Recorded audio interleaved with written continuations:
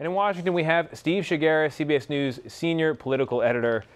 Steve, okay, so we heard the president blame Democrats for the failure today. He also expressed a willingness to cut a bipartisan deal in the future, telling the Washington Post, when it explodes, meaning the Affordable Care Act, they will come to us and we will make one beautiful deal. Okay, is a beautiful deal in the future? That's what it sounds like, but I mean, given the hyper-partisan nature of what's happening in Washington these days, especially between Trump and the Democrats, I wouldn't really hold your breath. And there's been a lot of signal that they'll move forward onto other issues. And really, I think a lot of this is sort of diverting attention from really what I think Ryan and Trump would say was a failure to get through Congress what Republicans have been promising for 7 years, which is repealing and replacing Obamacare. They weren't able to do that, and so they're shifting blame onto the Democrats. But again, I would not sit and hold your breath thinking there's going to be some sort of have the Democrats over to the White House and hash out some deal. I think the president and Republicans are going to move forward. Now, President Trump has previously made the point that letting Obamacare fail would be the best thing for him to do because Democrats would then own that failure. But he didn't think that that was the right thing to do for the American people. Apparently now maybe he does. Has his political calculation evolved, if at all?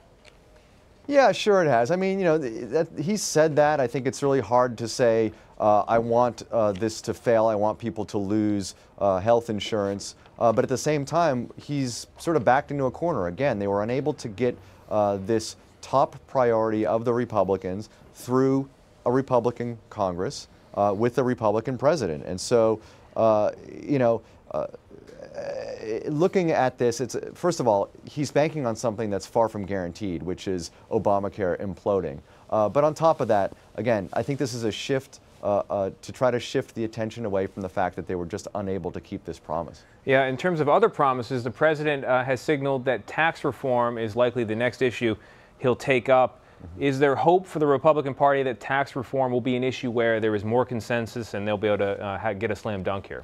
Well, that's the thing, is tax reform is not easy. In fact, in some ways it might even be more difficult than the Obamacare repeal issue. But you know, there's a lot of stock that both Paul Ryan and Donald Trump have to take now before they move forward. And you heard Paul Ryan talk about it during his news conference. He said, we've got to go from being an opposition party to a governing party. And so what does that mean? That means you've got to figure out how to get everybody on the same page just within your own party if you want to move forward on all these things that Trump wants to do. The head of the Freedom Caucus told us last week that you know, this is an abnormal year in the sense you have a new president who wants to get through 7 big things this year. Usually it's a few things, but he's got a laundry list of things he wants to do. Well, if he wants to make progress on any of that stuff, he's got to make sure he has conservatives, moderates, and the entire Republican Party rowing in the same direction. And they clearly are not there after this Obamacare vote being pulled. And Steve, everyone in journalism these days has 2 or 3 jobs. You, though, seem to have 3 or 4 jobs, maybe 4 or 5. You are co-host of The Takeout. Its podcast is terrific. People should check it out. Who'd you speak to this week?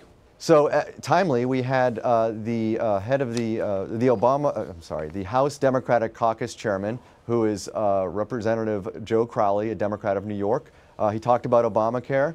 He talked about the Russia controversy. We were sitting having food over at an Irish pub, and he also talked a little bit about the Donald Trump lexicon. You know, they're both from Queens, Donald Trump and Joe Crowley, and he gave us a little bit of background on what some call the outer borough lexicon. So I love it. I love the outer borough lexicon. It's gonna be great. Cool. Very cool. And I hope while you're at that Irish pub, you had more than just food.